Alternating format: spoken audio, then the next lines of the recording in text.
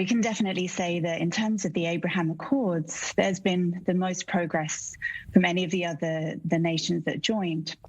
Just on a government level, we've had over 60 agreements in everything from artificial intelligence to health, humanitarian projects. So there's been a real push to get things going. And I think for anyone who didn't think that this was going to be a meaningful peace, I think that this last year has shown that to be different. And perhaps it's too early to tell, but what appears to be the hottest sector of development between these countries or shared point of interest? Oh, there are so many. I mean, obviously, there's the obvious things like the traditional investments, oil and gas, those kinds of technological advancements. But obviously, we've seen so many other things. We've seen conservation efforts joint. We've seen health efforts. We've seen a lot of piece-to-piece, kind of person-to-person developments. I mean, we also had the first Holocaust memorial open in the Arab world here in Dubai. So I think there's been a lot of things which people didn't expect to happen so quickly. So anyone who was very cynical might have thought that this was an economic and defense kind of agreement. But I think we've seen that it's much more than that now. Yeah, certainly there has been so many examples of that feeling of true atmosphere of openness, especially with Dubai. And curious about how that feels on the ground there, especially elsewhere in the Emirates. What is the atmosphere when it comes to this? Is it accurate as we feel it here that there is that real atmosphere of openness towards Israelis? Oh, yeah, we can see that just walking around places like Dubai Mall or the Dubai Diamond Exchange. You know, to see Orthodox Jews walking around very freely, very comfortably is a very different position to where we were in before.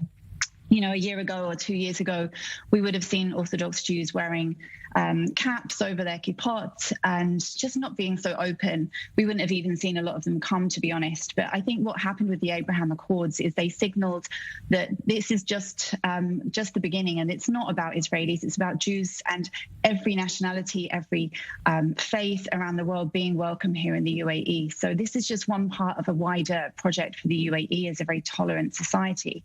But yes, we can see that on the ground. We can hear Hebrew being spoken all over the place. We can see Israelis. So yeah, this is definitely something that's very obvious when you're here. Now, we've touched, I think, thoroughly on all the upbeat notions of all this, the positive interactions going on. There are some hard geopolitical concerns, I believe, between the countries as well, some threats even looking at Iran and other unrest around the Middle East here. How closely does it appear that Israel and the UAE in particular are working together on those issues, on those strategic issues?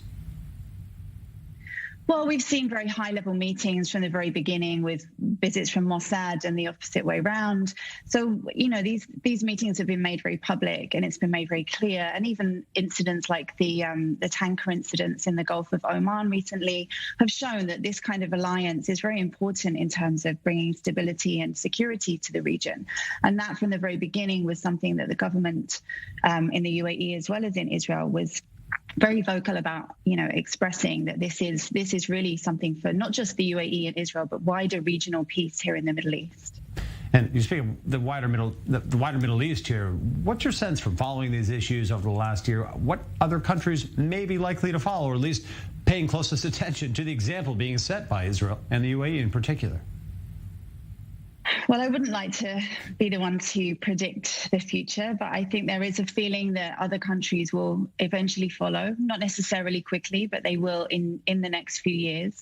You know, there's discussions that obviously other countries in the Gulf would eventually follow. But yeah, when that will happen, I don't know. But there is certainly a positive feeling that this is just the beginning of other countries following. And the UAE has been a very courageous and brave leader in being the first one to take that step forward.